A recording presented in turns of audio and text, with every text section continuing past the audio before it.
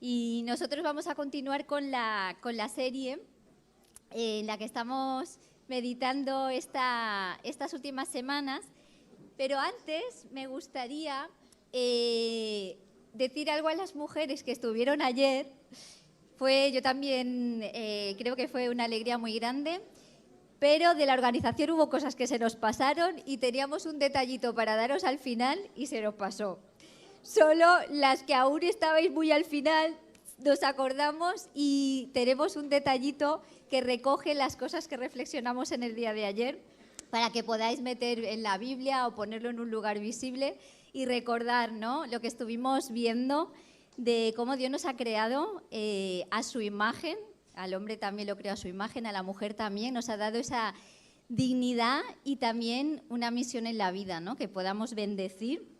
Y vimos que podemos bendecir a través de las relaciones, ¿verdad? Hablamos de la amistad, también dando vida, por esa forma que Dios nos ha hecho. Nosotras somos las que podemos traer vida, pero no solo física, algunas quizá no lo haremos nunca, pero podemos traer vida espiritual. Y también hablamos de cómo Dios nos ha creado para bendecir en nuestros trabajos. Así que esto está aquí y luego acercaos y me lo pedís, ¿vale? Muy bien.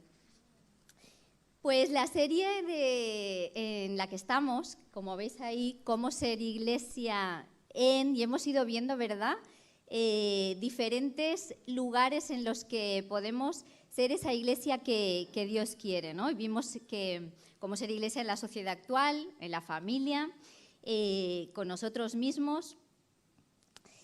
¿Por qué? ¿Por qué queremos pensar cómo ser iglesia? Pues ahí en los lugares donde Dios nos pone. Pues cuando pensamos en la iglesia somos un grupo de personas que nos hemos reconciliado con Dios y entonces Él da un sentido a nuestra vida, ¿verdad? Y nos invita a colaborar con Él en su misión de rescatar y restaurar su creación. Y pensando en esto, sí que es verdad que hoy hablamos, creo que hoy en día hablamos en esta iglesia mucho de la misión en el lugar donde Dios nos ha puesto, el lugar en el que me ha puesto a mí, el lugar en el que te ha puesto a ti, en el día a día, ¿no? Y hablamos de cómo en ese lugar donde Dios me ha puesto en el día a día puedo, pues, apuntar a Jesús y ayudar a la gente a ver la esperanza que Jesús trae.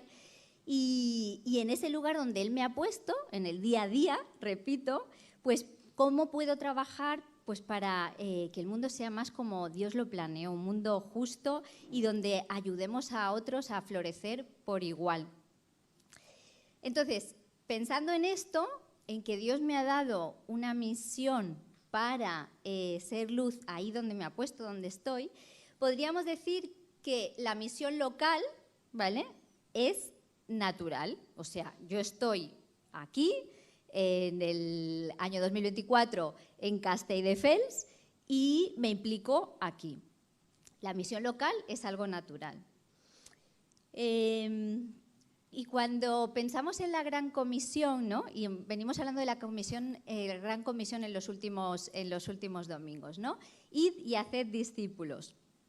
Cuando Lucas habla de la Gran Comisión, él dice, recoge que Jesús les dice a los discípulos, sed testigos de mí, hablad de mí en Jerusalén, Judea, o sea, en el lugar donde estaban, pero no se queda ahí, ¿verdad? Dice, haced eso en Samaria y hasta los confines de la tierra. Y en la Gran Comisión que recoge Mateo, el evangelista Mateo, dice, id y haced discípulos, que es lo que venimos hablando los domingos anteriores, pero no se queda ahí. Dice, id y haced discípulos de todas las naciones. Así que hoy vamos a estar hablando de cómo ser iglesia en el mundo, en todas las naciones, ¿vale? Y hoy nos vamos a preguntar, y me gustaría animarte a que te preguntes, que nos preguntemos, ¿cuál es mi lugar? ¿Cuál es nuestro lugar como Iglesia Evangélica en Castelldefels, que se reúne en calle Iglesia 123? ¿Cuál es nuestro lugar en esta misión a las naciones? Porque la misión al mundo es, o debería ser, natural.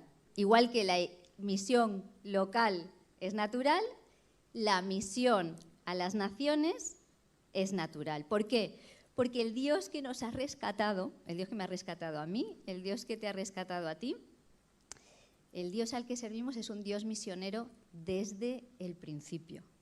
Desde el principio. Creo que la mayoría de nosotros, ¿no?, somos muy conscientes que Dios creó el mundo por amor, y es por amor que lo sustenta, lo llena de su presencia y su gloria, lo prospera. Y por ese mismo amor nos creó a nosotros, a hombre y mujer, a su imagen, para que hagamos lo mismo. Él, cuando nos creó, dijo: llenad la tierra. No dijo llenad una zona geográfica concreta, dijo llenad la tierra y hacedla prosperar, como yo hago, hacedla prosperar, colaborad conmigo para llenarla de belleza, de orden, de desarrollo, de alegría. Pero ¿qué pasó? Que cuando el hombre y la mujer dejaron de reconocer a Dios como Dios, dejaron de hacer bien la tarea de cuidar el mundo y de cuidar a todo el mundo. Dejamos de hacer bien la tarea de cuidar del mundo y de cuidar de todo el mundo. Eso es lo que explica en Génesis 3, ¿verdad? Y el resto de la Biblia, a partir de Génesis 4, es la acción constante de un Dios misionero que quiere bendecir y rescatar y restaurar al mundo que quedó roto y que cada día se rompe más, ¿verdad? Y lo alucinante, Él es Dios, Él puede hacerlo todo, pero lo alucinante es que lo quiere hacer a través de nosotros. Lo quiere hacer a través de nosotros. Y hoy tantas y tantas personas buscan una causa por la que vivir. Esta es la causa más grande, que si lo piensas además, engloba todas las causas nobles por las que el ser humano ha luchado a lo largo de la historia, desde los inicios. Y ese Dios misionero, estamos en Génesis, ¿no? He mencionado la creación, cuando nos apartamos, y que a partir de Génesis 4 vemos a ese Dios misionero actuando, y en Génesis 12 Él llamó a Abraham a salir de su tierra y lo envió a una tierra desconocida. Y estos dos verbos van a ser muy importantes en la reflexión que vamos a hacer. Dios llama a Abraham y lo envía a una tierra desconocida. Y le explica por qué. Dice: yo te quiero dar una familia, con todo lo milagroso que eso implicaba, porque sabemos que su mujer era estéril. Yo te quiero dar una familia para que tu familia bendiga a todas las familias de la tierra. Y esto de ¿y por qué Dios escoge? A veces es como un poco complicado de entender, ¿no? Pero, a ver, Él empieza escogiendo una familia, es verdad, una etnia concreta, en un lugar geográfico concreto, pero siempre pensando en global. De hecho, hay una cosa que siempre me ha asombrado mucho, que es que cuando Dios envió al Salvador, a Jesús, también lo va a enviar a esa etnia y a un lugar geográfico concreto. Es que no podía hacerlo de otra forma porque esa es nuestra realidad física, ¿no? Lo envía a estar con nosotros, pues lo envía a nuestra realidad física. Pero Dios, que siempre está pensando en global, en ese momento cuando envía al Salvador, hace que unas personas de otra cultura, los magos de Oriente, ¿os acordáis?, tengan una revelación de que el Dios digno de nuestra alabanza y adoración iba a nacer en esa etnia y en ese lugar geográfico concreto. Es el Dios misionero pensando en global todo el tiempo. De hecho, esa historia de cómo Dios se revela a los magos de Oriente, a mí me recuerda a multitud de testimonios que oímos hoy en día de musulmanes a los que Dios se está revelando en sueños para mostrarles que Jesús, o Isa, como lo llaman ellos, es el Dios que están buscando. El Dios que llama a las naciones es este Dios misionero al que servimos, y Él las llama para que puedan ver y reconocer a su Creador, y que así puedan disfrutar de su presencia restauradora. Dios quiere restaurar al ser humano y piensa en global, quiere restaurar a todo el mundo. Y he mencionado a Abraham en Génesis 12, pero la Biblia recoge la vida de muchos hombres y mujeres que viven marcadas por un claro sentido de haber sido llamados y enviados, ¿vale? Muchas historias en la Biblia de personas con un claro sentido de haberse visto llamados y enviados. José, Moisés, Jeremías, Esther, en el Nuevo Testamento, Juan el Bautista, Pedro, Pablo. Pero yo quiero que nos hagamos una pregunta esta mañana. ¿Vivimos nosotros con ese sentido de haber sido llamados y enviados? ¿Vivimos con ese sentido de haber sido llamados y enviados? Porque si la misión al mundo está en el corazón de nuestro Dios, la misión al mundo debe estar en el corazón de sus hijos. Si la misión al mundo está en el corazón de Dios, la misión al mundo debe estar en el corazón de sus hijos. Preguntémonos, ¿qué lugar ocupa en nuestro corazón la misión al mundo? Hay un profeta en el Antiguo Testamento, Habacuc, que en cierto momento él dice, ¿no?, profetizando, dice: la tierra se llenará del conocimiento de la gloria de Dios. Es una promesa llena de esperanza, porque el mundo está como está, porque el ser humano, cegado por el orgullo, no conoce ni reconoce a Dios, no ve su belleza, no ve su grandeza. Y Habacuc profetiza esta bella esperanza. La tierra un día será llena del conocimiento de la gloria de Dios, con todo el bien que eso traerá a este mundo roto. Pero de nuevo, la pregunta es, ¿anhelamos que la tierra sea llena del conocimiento de la gloria de Dios en todo lugar? ¿Realmente lo anhelamos? ¿Anhelamos que venga su reino en todo lugar y que en la tierra se haga su voluntad? ¿Y por qué estoy usando esta palabra, anhelamos, deseamos? Pues porque cuando anhelamos algo, oramos y trabajamos por ello, ¿no?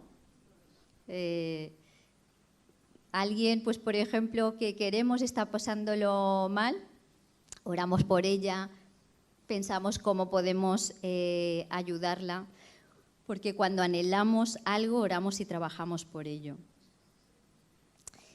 Y si no estuviéramos orando y trabajando por cómo podemos llegar al mundo, ¿será que en el fondo no lo anhelamos tanto? Quiero animarnos, y me incluyo, a que pensando en que Jesús nos envía a hacer discípulos a todas las naciones, que empecemos orando, que empecemos pidiéndole a Dios que ponga ese anhelo en nuestro corazón. Pablo, el apóstol Pablo, dice, ¿verdad?, que Dios es el que pone en nosotros tanto el querer como el hacer. Él pone en nosotros el querer, o sea, el anhelo, como el hacer, que demos pasos a la acción, ¿no? ¿Y para qué? Para que se cumpla su buena voluntad, dice. Así que lo primero que me encantaría que nos lleváramos esta mañana es el propósito de orar por ese anhelo. Señor, dame anhelo de orar por las naciones que no te conocen, por las naciones donde hay mucho dolor. Y mientras oramos, el Señor nos puede dar el anhelo de verle obrar en una parte concreta del mundo. Podemos empezar a orar, pero en ese proceso de estar orando, Él nos puede llevar a orar por una parte concreta del mundo, nos puede llevar a querer aliviar una necesidad concreta de este mundo. Así que oremos, pero también escuchemos. Y pensando, ¿no?, en que queremos que el Señor ponga ese anhelo en nosotros, también es nuestra responsabilidad estar informados y conocer las necesidades que hay. Es nuestra responsabilidad. Y también me gustaría animarnos esta mañana a que nos hagamos preguntas como las siguientes. Me intereso por saber qué necesidades hay en otros lugares del mundo. Sé, por ejemplo, cuántos grupos étnicos aún no tienen la Biblia en su idioma, la preciosa palabra de Dios. He asistido, por ejemplo, alguna vez a una conferencia misionera. O sé, por ejemplo, de organizaciones que trabajan en zonas oprimidas por la oscuridad, ya sea oscuridad política, oscuridad religiosa, como por ejemplo Afganistán. Sé cuántas personas en el mundo no tienen agua potable. Sé de mis hermanos y hermanas que están perseguidos en el mundo por su fe.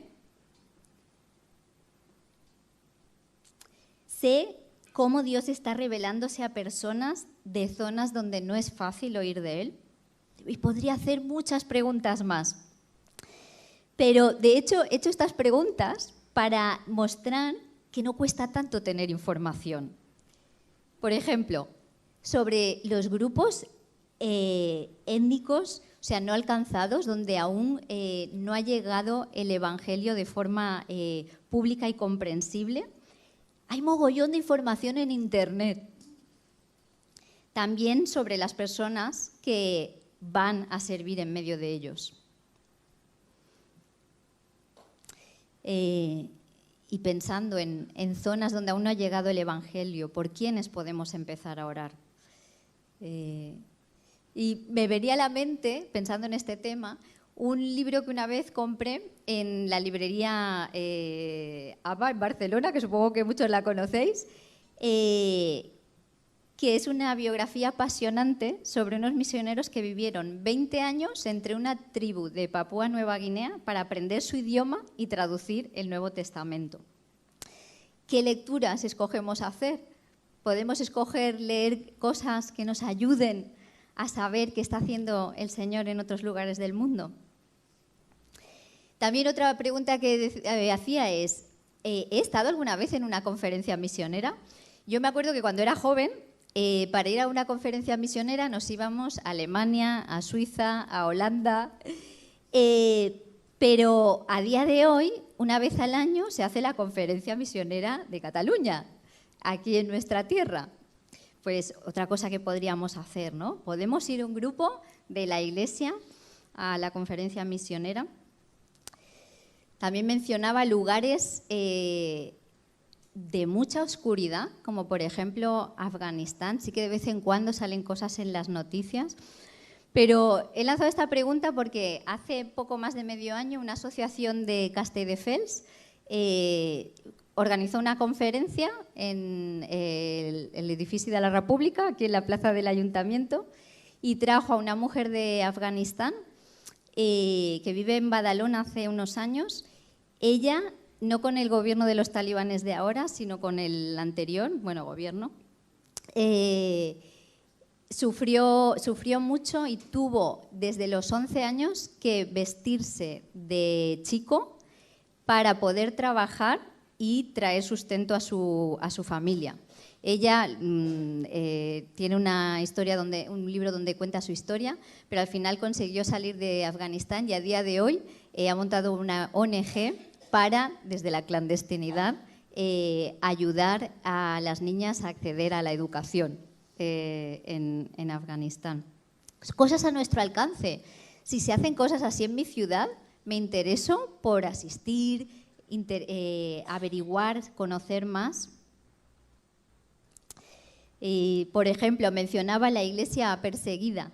pues puedes entrar en la página web de Puertas Abiertas y con un clic pedir la newsletter que ellos envían con regularidad, con noticias para saber cómo orar.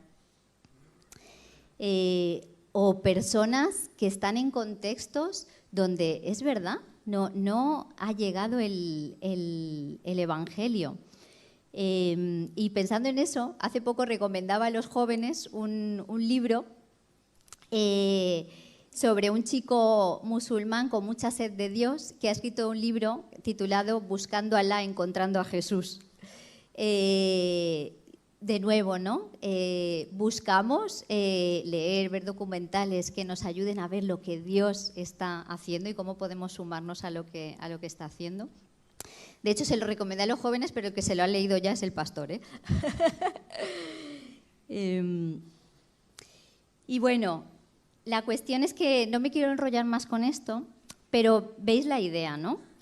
Orando e informándonos, estamos prestando oído a que Dios nos hable y entonces, porque nos habla, dejamos que nos hable, le escuchamos, podemos actuar, ¿no? Podemos hacer discípulos de todas las naciones.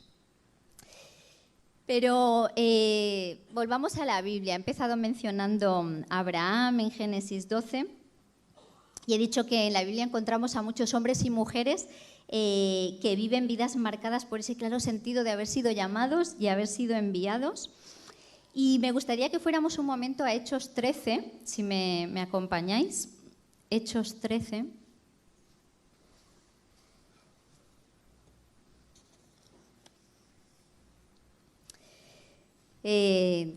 Al principio del libro de los Hechos, Jesús ha muerto, Jesús ha resucitado. Jesús dice a sus discípulos que les va a enviar a hablar de él cerca, ahí donde están, y también hasta los confines de la tierra. Y los seguidores de Jesús empiezan, ¿no?, a ir a hablar de Jesús. Y en Hechos 13, voy a leer los versículos del 1 al 3. Menciona a los líderes de una iglesia local, ¿vale?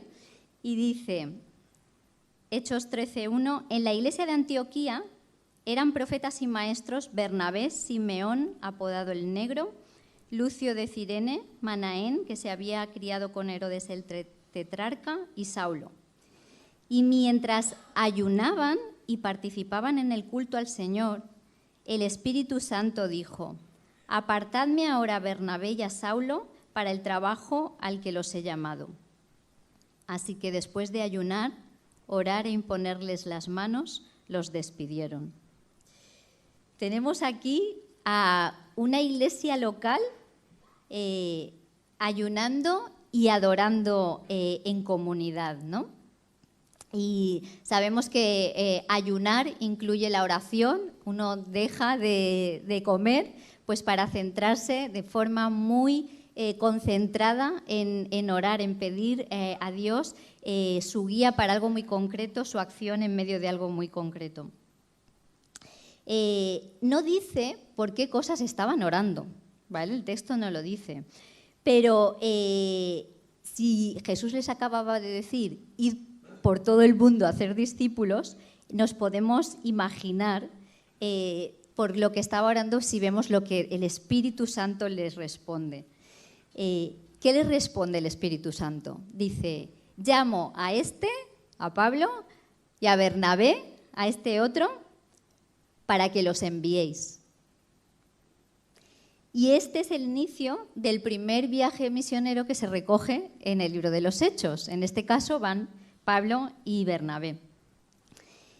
En este contexto, en este texto tenemos uno de los principios básicos para la misión, ¿vale? Porque a veces pensamos en misión a las naciones y pensamos pues en esos entes llamados agencias misioneras, ¿no?, que sacan a gente de no sé dónde y las envían a las naciones, ¿no? Y no me malinterpretéis, las agencias misioneras hacen una labor muy, muy importante y la hacen en colaboración con las iglesias locales, porque Dios envía desde la iglesia local. Este es un principio que vemos aquí en este texto. Dios envía desde la iglesia local. Aquí que vemos, la iglesia local ora y Dios le dice a quién enviar y a dónde enviarle. La misión se hace en equipo. ¿Por qué? El equipo está formado por al menos 2 grupos de personas diferentes. Y aquí vemos que están los que envían y los que van. Y alguno de los domingos anteriores creo que se nos dijo que, claro, tú no puedes ser discípulo de Jesús si no estás haciendo discípulos, porque Jesús nos dijo, id y haced discípulos. Entonces, pensando en el tema que estamos viendo hoy, tampoco podemos ser discípulos si no estamos haciendo discípulos de todas las naciones. ¿Vale? Entonces, por definición, como parte de una iglesia local, tengo que estar en uno de esos 2 equipos. O bien estoy en los que envía o soy uno de los que va.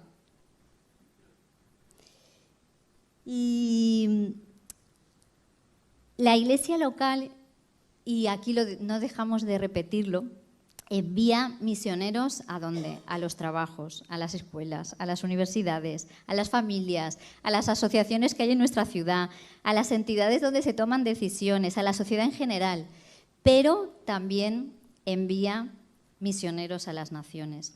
Así que una pregunta que también quiero que nos llevemos hoy. ¿Estamos dispuestos como iglesia local? ¿Será el momento de preguntar al Señor como iglesia si entre de nosotros Él quiere enviar a alguien a otro lugar o si quiere que apoyemos algo que ya está haciendo Él en otro lugar? Si Dios estuviera llamando a uno de nosotros a ir, ¿seremos una iglesia que le ayudará a cumplir con su llamado? Y pensando en esto, me gustaría decir unas palabras a los padres, en primer lugar. Cuando educamos a nuestros hijos, les hablamos del Señor, de su amor por nosotros, de lo que ha hecho por nosotros, de lo que quiere para nuestras vidas. Como opción, les hablamos de que una opción es que Dios les pueda llamar a ir y hacer discípulos a las naciones. Y muchas veces para los padres es difícil porque también pensamos en la seguridad de nuestros hijos, pero eso quería mencionar esto, ¿no? Y no solo pensando en los padres, pensando en las parejas también. Los jóvenes, cuando empezáis una relación o los matrimonios,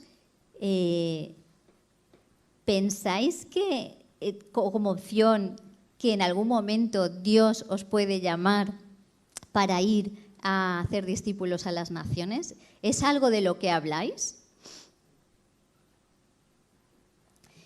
Cuando leemos todo el libro de los Hechos, y yo os animo, que pues, si ahora estás buscando un libro de la Biblia que leer, te animo a leer Hechos. En Hechos vemos cómo Pablo y otros son enviados a muchos lugares donde aún no habían llegado las buenas noticias de Jesús.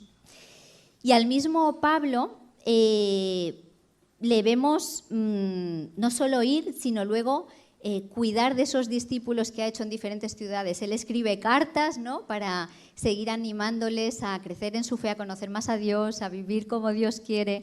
Y me gustaría que leyéramos juntos en Romanos 15, la carta que él escribe a los romanos, unas palabras donde también vemos más principios de cómo hacer discípulos de todas las naciones. Romanos 15, los versículos 23 y 24. Dice, Romanos 15, 23, 24. Pero ahora ya no me queda un lugar donde trabajar en estas regiones. Había estado ya pues, hablando de Jesús en todas aquellas regiones.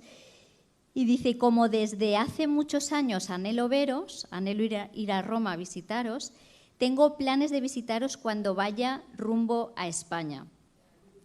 Y mirad lo que dice aquí. Espero que después de que haya disfrutado de vuestra compañía por algún tiempo, me ayudéis a continuar el viaje. O sea, les está diciendo, Yo voy, Dios me ha llamado a mí para ir, ¿vale? Pero vosotros, como iglesia local, podéis ayudarme a ir. Yo voy y vosotros podéis ayudarme a ir. De nuevo, la misión la hacemos en equipo. Y aquí vemos otra vez ese principio, ¿no? Pero claro, al final tenemos que bajar todos los principios que vemos a la realidad, ¿no? Y preguntarnos que de forma práctica qué significa eso. ¿Qué significaría ayudarle a continuar el viaje?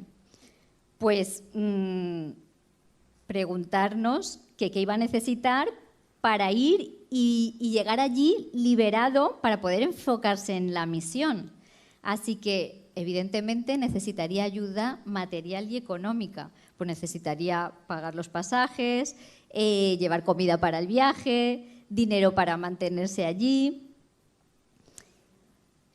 Y la iglesia local ofrenda para los gastos de la obra en todas las esferas. La iglesia local ofrenda para la misión local, pero la iglesia local también ofrenda para la misión a las naciones.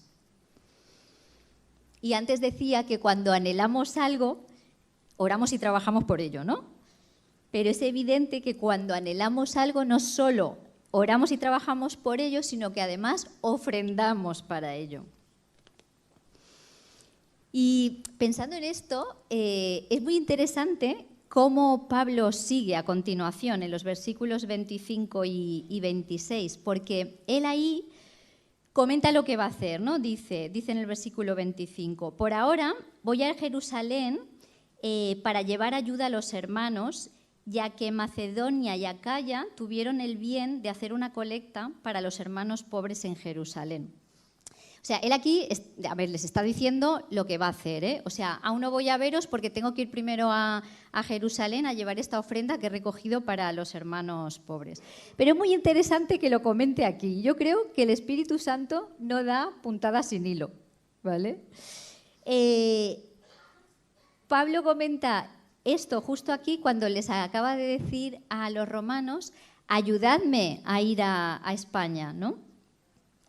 Y en otra carta, en la segunda carta a los Corintios, Pablo habla de esta ofrenda y dice que está muy sorprendido de cómo se ha dado esta ofrenda.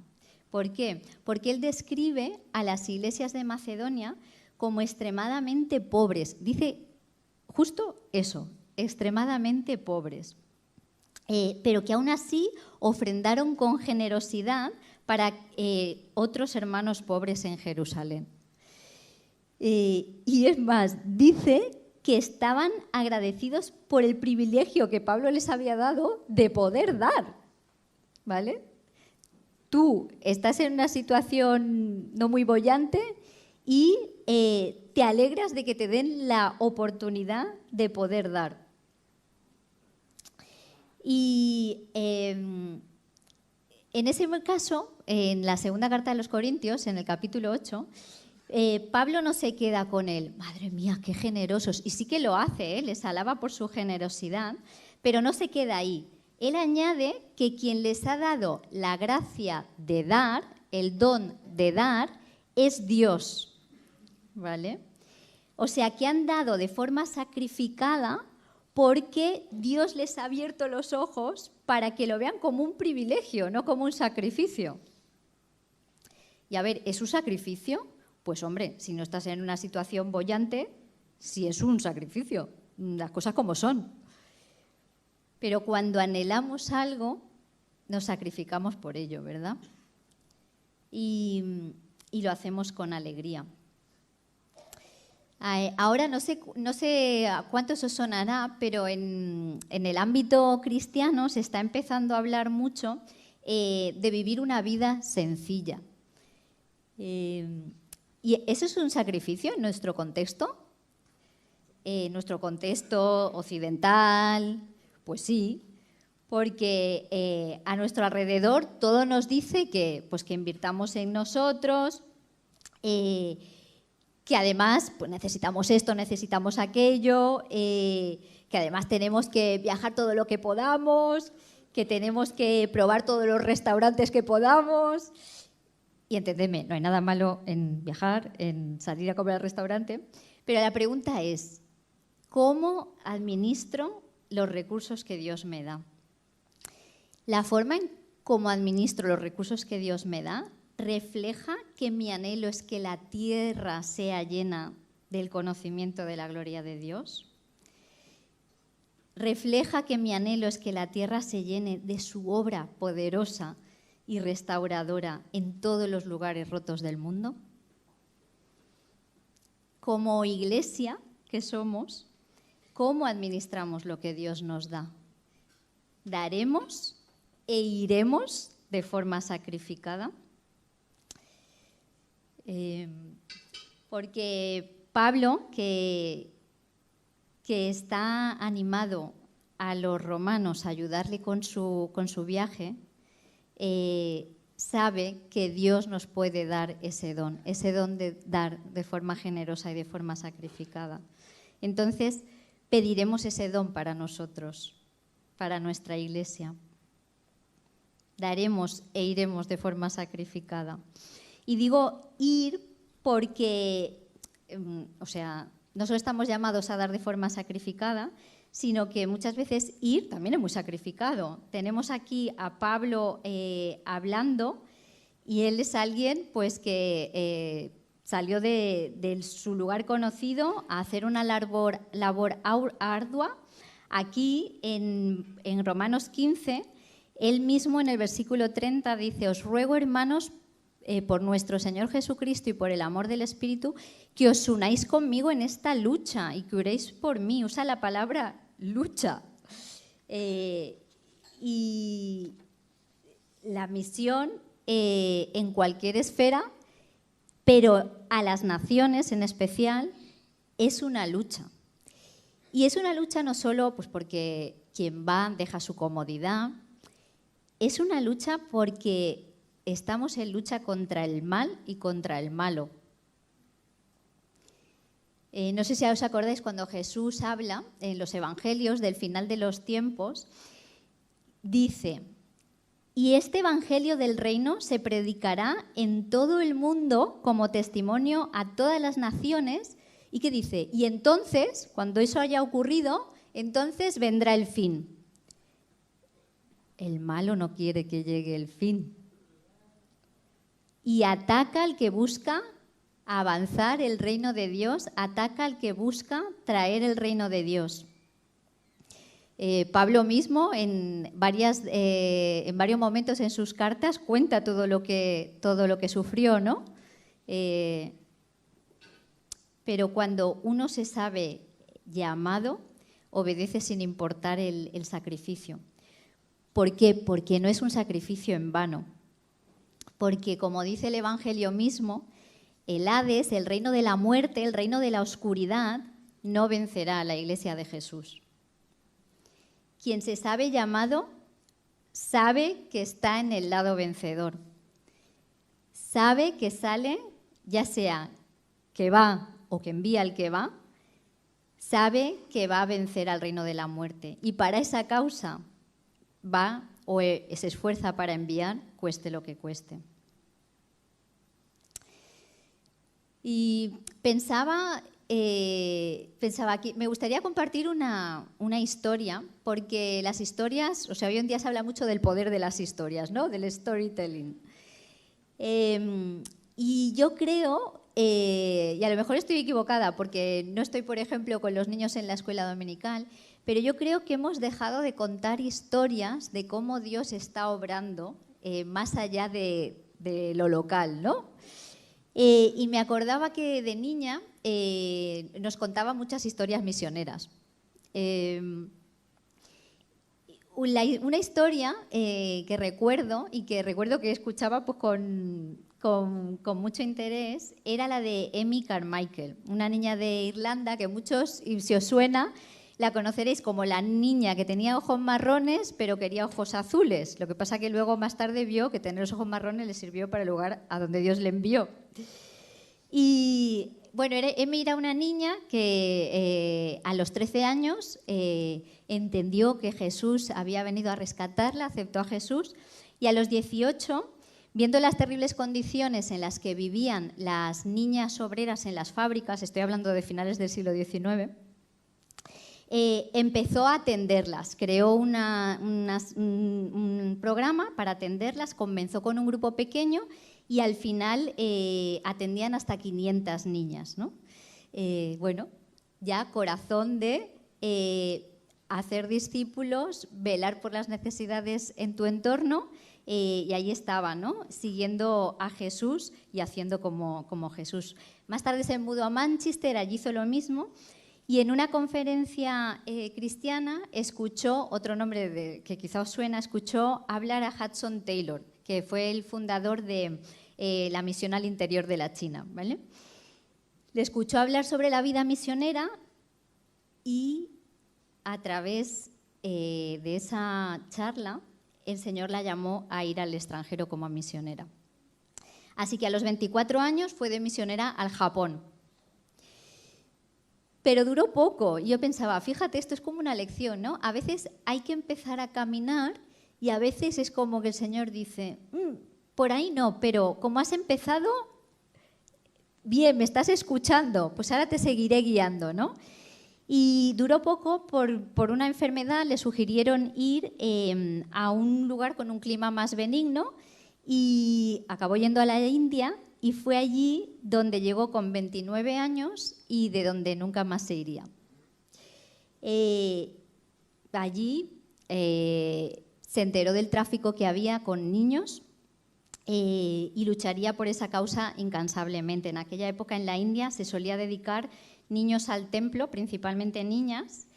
Las niñas entraban a pertenecer a los dioses y se volvían propiedad de los sacerdotes y la mayoría de las veces acababan dedicándose a la prostitución.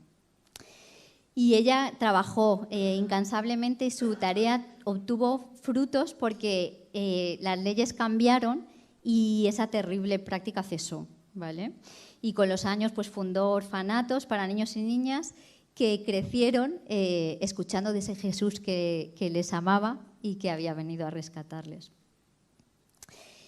Lo que no he dicho al principio es que Amy también sufría de neuralgia, ¿vale? Es una condición neurológica muy dolorosa que durante épocas la tuvo postrada en la cama. Entonces, pensando en eso, fijaos qué curioso, ¿no?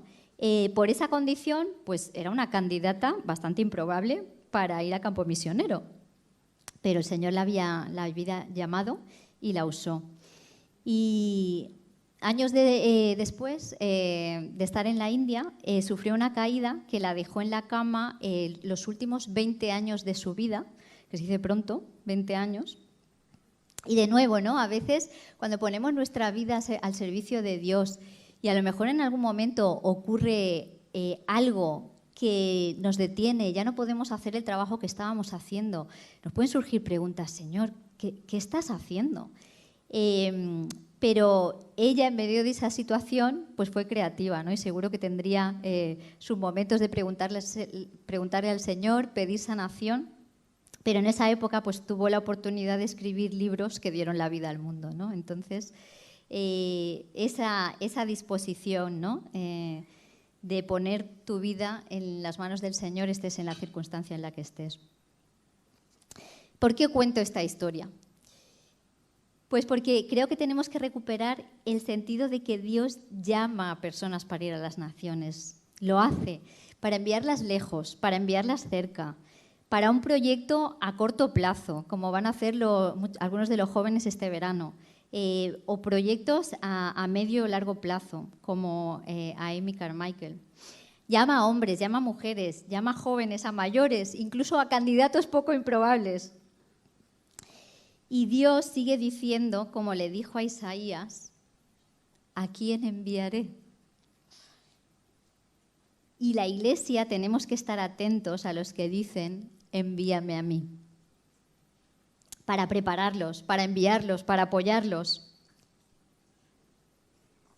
Si ahora me estás escuchando y y piensas y crees que Dios te podría estar llamando, pero dices, ¿y qué haría yo? ¿Y a dónde iría yo? Pues puedes empezar orando y empezar también pensando, pues, en qué formación tienes, qué conocimientos tienes, qué dones y habilidades te ha dado Dios.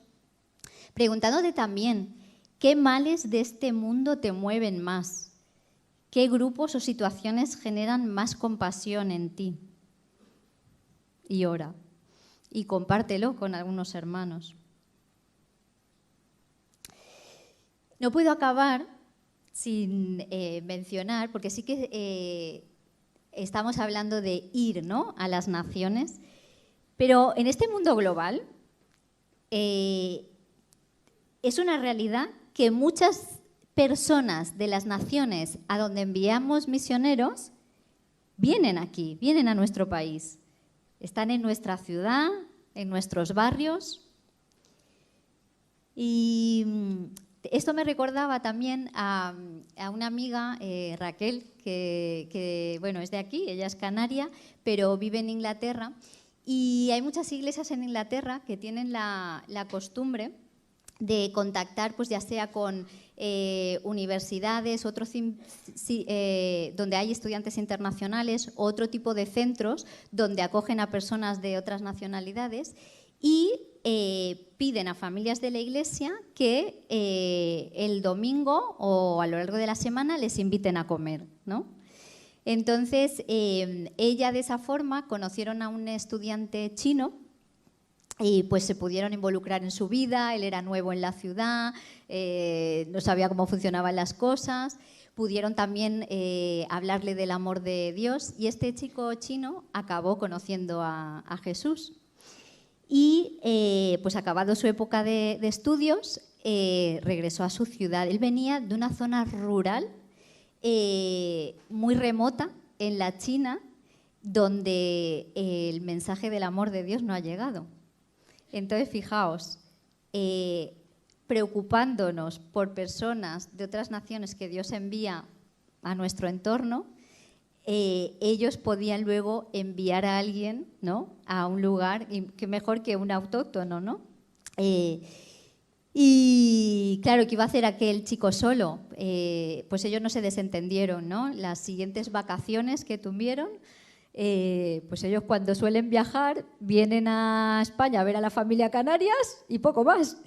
Pero decidieron viajar a China en unas de sus vacaciones y visitar a este chico, ¿no?, que ya era como uno más de la familia, y ver, ¿no?, qué posibilidades había de conectarlo con otros creyentes para que él pudiera seguir creciendo y, como se había hecho discípulo de Jesús, hacer discípulos de Jesús, ¿no?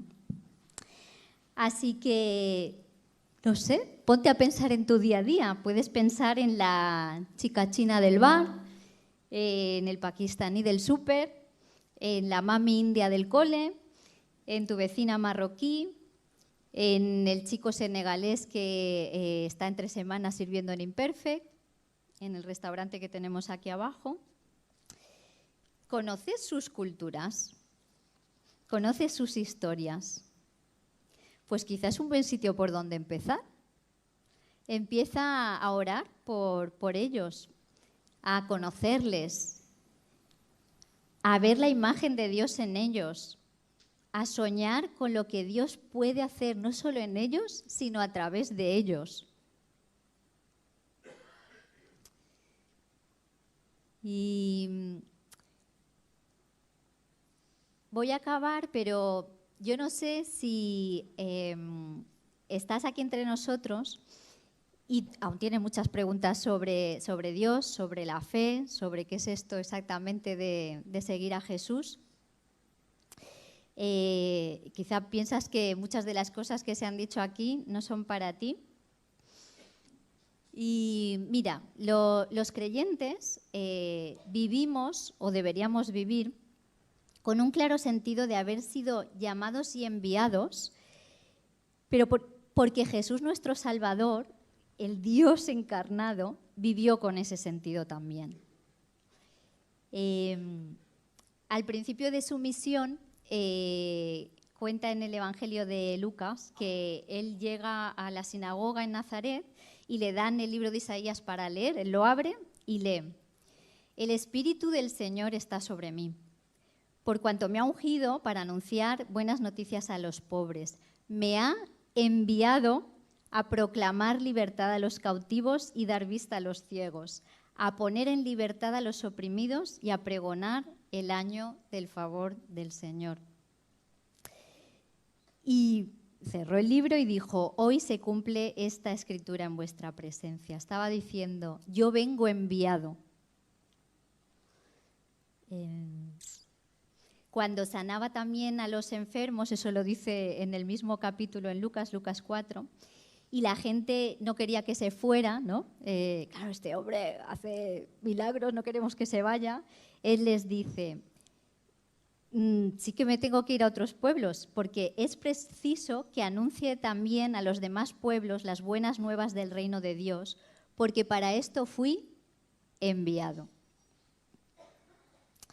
Y quería animarte a que pensaras que si Dios, en la persona de Jesús, vino, el Padre envió a su Hijo para rescatarme a mí, para rescatarte a ti, para pagar en la cruz por mis faltas, para pagar en la cruz por tus faltas. Y Él quiere, Él lo ha hecho porque quiere que le conozcas de forma íntima. Lo ha hecho porque Él quiere vivir en ti para darte una vida nueva, una vida abundante, una vida eterna, que incluye sumarte a la misión de cuidar del mundo y de cuidar de todo el mundo. Y es una misión posible, es una misión con el éxito asegurado, porque sabemos cómo acaba la historia, ¿no? La pregunta es si nosotros de forma individual formaremos parte de esa historia y si como iglesia local formaremos parte de esa historia. Así que el Señor nos ayude.